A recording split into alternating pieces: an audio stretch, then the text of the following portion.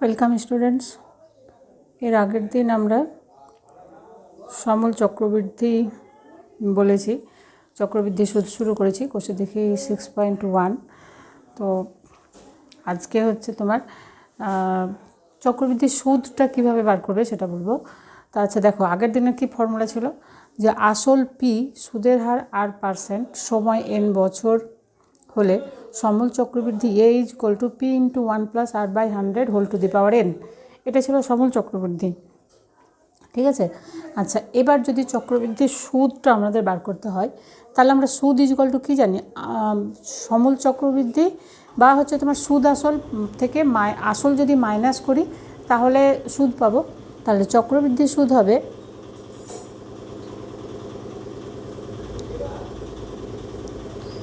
চক্রবৃদ্ধি সুদ = আসল সমল চক্রবৃদ্ধি মাইনাস আসল, অর্থাৎ A - P। আসল ছিল P আর A হলো সমল চক্রবৃদ্ধি অর্থাৎ সুদ প্লাস আসল।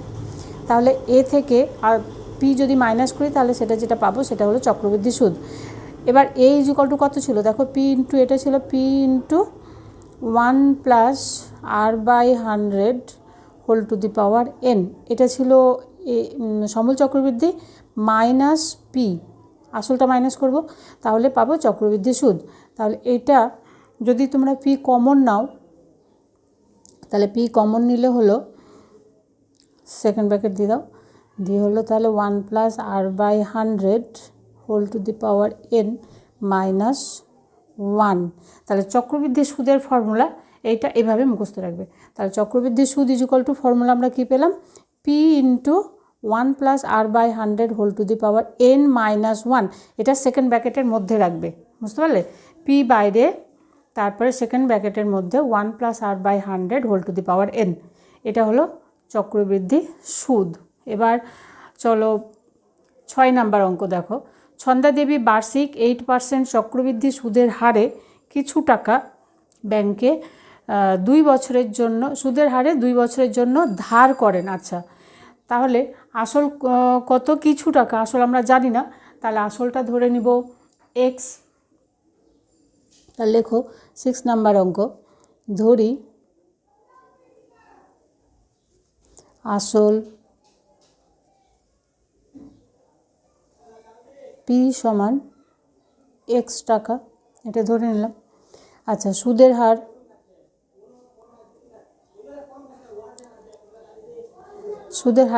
= কত আছে? R%, এখানে আছে 8%, আর সময় = 2 বছর। তাহলে আমরা কী বার করবো? এই দেওয়া আছে চক্রবৃদ্ধি সুদ 2496 টাকা, তাহলে চক্রবৃদ্ধি সুদ বার করবো। অতএব চক্রবৃদ্ধি সুদ যেমন ধরো সরল সুদকে আমরা আই লিখতাম, তেমন চক্রবৃদ্ধি সুদকে CI লিখতে পারো, কম্পাউন্ড ইন্টারেস্ট বলে। তাহলে হলো চক্রবৃদ্ধি সুদ = তাহলে এই যে ফর্মুলা লিখলাম, চক্রবৃদ্ধি সুদের ফর্মুলা হলো P × সেকেন্ড ব্র্যাকেট দিয়ে 1 + R/100 whole to the power n - 1 second bracket close, এমন করে করবে। তাহলে চক্রবৃদ্ধি সুদ = P, আমরা আসল কত ধরেছি? x, সেকেন্ড ব্র্যাকেট দাও 1 + 8/100 whole to the power 2 -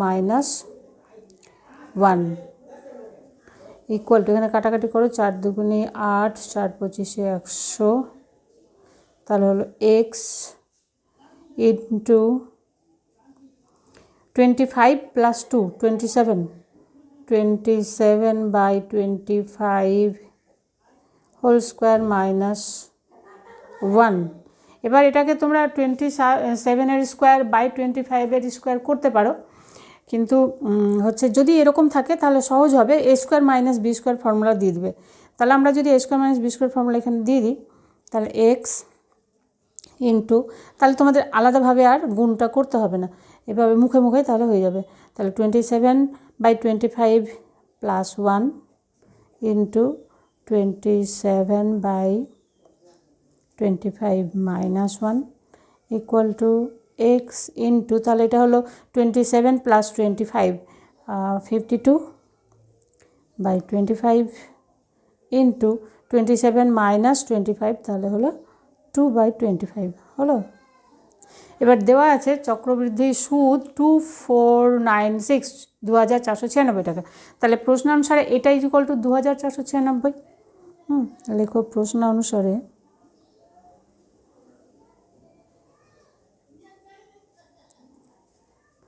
x into 52/25 into 2/25 is equal two 2496, 2496।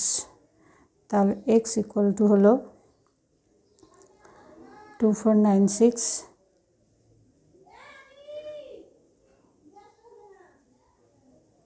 Into 25 by, এগুলোর দিকে এসে উল্টে যাবে, বাই 52 ইন্টু 2। এরকম করে ক্যালকুলেশন করবে, তাহলে ভুল হওয়ার সম্ভাবনা কম হবে। ঠিক আছে, তাহলে এবার কাটাকাটি করো। এটা 2 দিয়ে কেটে দাও প্রথমে, তাহলে হলো 12 24, 48 দুগুণে 96। এবার হচ্ছে 52 দিয়ে কাটবো, ডাইরেক্ট 24 হবে। তোমরা ভেঙে ভেঙে কেটে দেখো কত হবে। তাহলে আমি এটা ডাইরেক্ট কেটে দিচ্ছি, 24 হবে।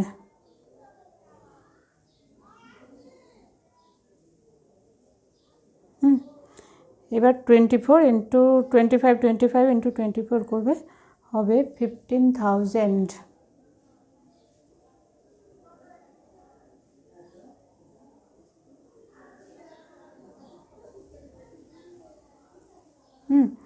আচ্ছা, কাটাকাটিটা তোমরা তোমাদের মতো করবে। তাহলে হচ্ছে অ্যান্সার হলো 15,000। তাহলে শেষে অ্যান্সার লিখে দেবে। অ্যান্সার কি লিখবে? ছন্দা দেবী কত টাকা ধার করেছিলেন? লিখবে ছন্দা দেবী 15,000 টাকা ধার করেছিলেন। পরে কিন্তু অ্যান্সার লিখতে ভুলবে না, ঠিক আছে? আচ্ছা, আমি এবার নেক্সট অঙ্কটা করি।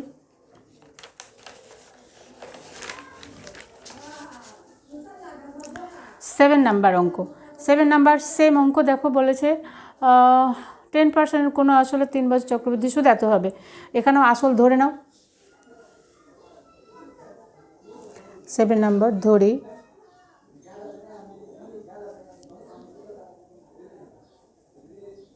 আসল ইকুয়াল টু x টাকা ধরে নাও, ঠিক আছে? আচ্ছা, আসল ইকুয়াল টু x টাকা, তারপরে হচ্ছে সুদের হার,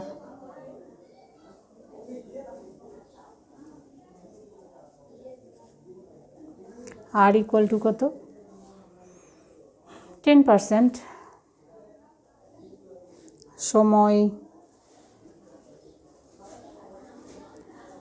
n ইকুয়াল টু 3 বছরে, 3 বছর। তাহলে চক্রবৃদ্ধি সুদ আমাদের বার করতে হবে। অতএব চক্রবৃদ্ধি সুদ ইকুয়াল টু পি ইন্টু, ফর্মুলাটা আমি একবার লিখে দিই, 1 + r/100 whole to the power n minus 1 second bracket. ঠিক আছে, বারবার ফর্মুলাগুলো লিখলে তোমাদের ফর্মুলা মুখস্থ হয়ে যাবে। তাহলে is equal to X into 1 + 10/100 whole to the power 3 minus 1 equal to X into 0। তাহলে 10 × 10 + 1 11, 11/10 কিউব মাইনাস 1। দেখো 11 কিউবটা মুখস্থ রেখে দিও। 11 কিউবটা আমাদের বারবার লাগে কাজে এবং খুব সোজা। দেখ 11 স্কোয়ার যদি হয়, দেখো 11 স্কোয়ার ইজ ইকুয়াল টু 121, তাই তো? মুখস্থ মানে রাখা খুব সহজ। আর 11 কিউব, দেখো 11 স্কোয়ার ছিল, সেই জন্য দুটো 1-এর মাঝখানে 2, 121। 11 কিউব মানে কি? তাহলে 1331। হ্যাঁ, 11 কিউব হচ্ছে 1331, অর্থাৎ 11-এর মাঝখানে দুটো 3। বুঝতে পারলে? এইভাবে মনে রেখো, কারণ এখানে 2 আছে, তাহলে এখানে যত স্কোয়ার হলো, তাহলে এখানে হচ্ছে তোমার 3টে টার্ম, এখানে 3 আছে, এখানে 4টা টার্ম আসবে। তাহলে 11 কিউব ইকুয়াল টু 1331। এভাবে একটু এটা মনে রেখো, বারবার এটা লাগে আমাদের কাজে। তাহলে হলো 1 x ইন্টু 1331 বাই 1000। 10 কিউব তো মনে রাখা খুবই ইজি, মানে যতগুলো জিরো আছে তার যত পাওয়ার থাকবে ততগুলোই জিরো আসবে, -1 ইকুয়াল টু এক্স ইন্টু এটা মাইনাস এটা করে কত হবে তাহলে 331 বাই 1000 এমন হলো। তাহলে প্রশ্ন অনুসারে এটা ইকুয়াল টু দেওয়া আছে 2648। প্রশ্ন অনুসারে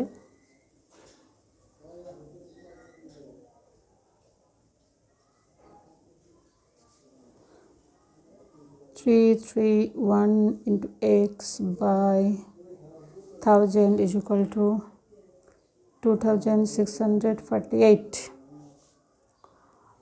তাহলে x equal to 2648 into 1000 by 331। এটা একদম ডাইরেক্ট 8 দিয়ে কেটে যাবে দেখো, তাহলে অ্যান্সার হলো 8000।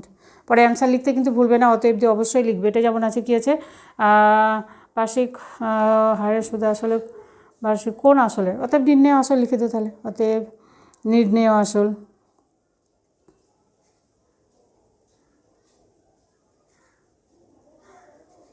সমান 8000 টাকা।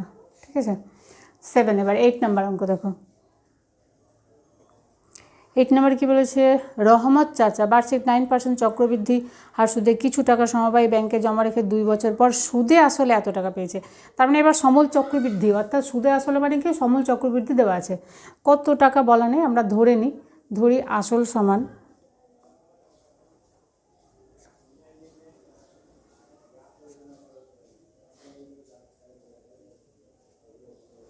আসল পি সমান x টাকা ধরে নিলাম।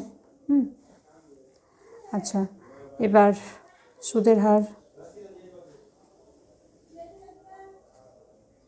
r is equal to 9%, সময় n equal to 8 নাম্বার না, আর 2 বছর। তাহলে আমরা কি জানি সমল চক্রবৃদ্ধি a is equal to, তাহলে a equal to এটা হচ্ছে কি সমল চক্রবৃদ্ধি, ঠিক আছে, a equal to p into 1 plus r by 100 whole to the power n। Formula একবার লিখে দিলাম। এবার হচ্ছে মানগুলো বসাও। তাহলে আমাদের a এখানে বলে দিয়েছে সুদে আসলে কত, 29702.5। তাহলে লিখো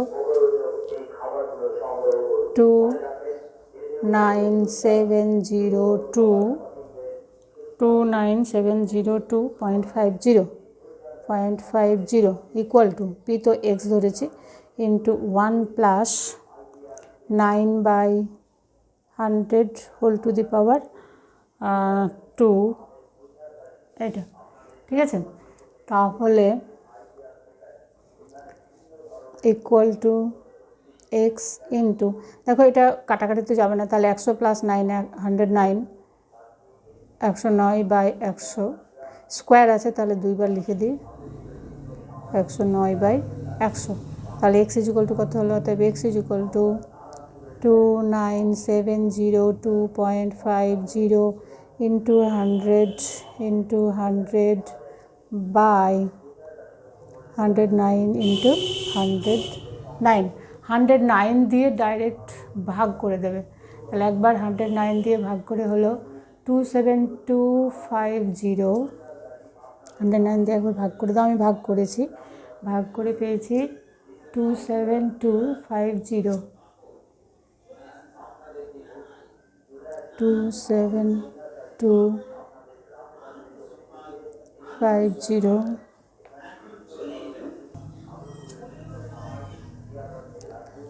আচ্ছা কী করেছি বলো তো, এখানে 100 তো আছে, দেখো এখানে 100, তাহলে এই এখানেও 100 দুটো শূন্য আছে, এই দুটো শূন্যর সঙ্গে এই দশমিকটা গুণ করে দিলাম, মানে এই সংখ্যাটা পুরো 100 সঙ্গে যদি গুণ করে দিই তাহলে কিন্তু এই দশমিক উঠে যাবে।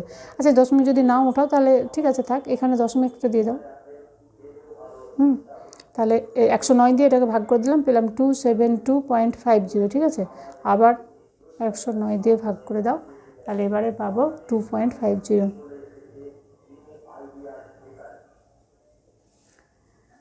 তাহলে অ্যান্সার হলো ইকুয়াল টু, এই যে এখানে 4টা শূন্য আর এখানে হচ্ছে, তাহলে 4টা, এখানে দশমিকের পরে 2টো শূন্য আছে, তাহলে 2টো শূন্য কেটে যাবে আর 2টো শূন্য থাকবে। তার মানে অ্যাকচুয়ালি তোমরা গুণ করে নিও তোমাদের মতো করে। তাহলে এটা অ্যান্সার হচ্ছে 250 আর 2টো শূন্য, 25,000। তাহলে অ্যান্সার, রহমত চাচা কত টাকা সমবায় ব্যাংকে জমা রেখেছিলেন? অ্যান্সার লিখবো, অতএব রহমত চাচা সমবায় ব্যাংকে এত টাকা জমা রেখেছিলেন। এই সেন্টেন্সটা তোমরা লিখে নাও, কেন কি সবশেষে উত্তর না লিখলে কিন্তু 1 নাম্বার কাটা যাবে, আমি বারবার বলছি। পরের অঙ্কগুলো নেক্সট ভিডিওতে করে দেবো। Wish you all the best. Thank you.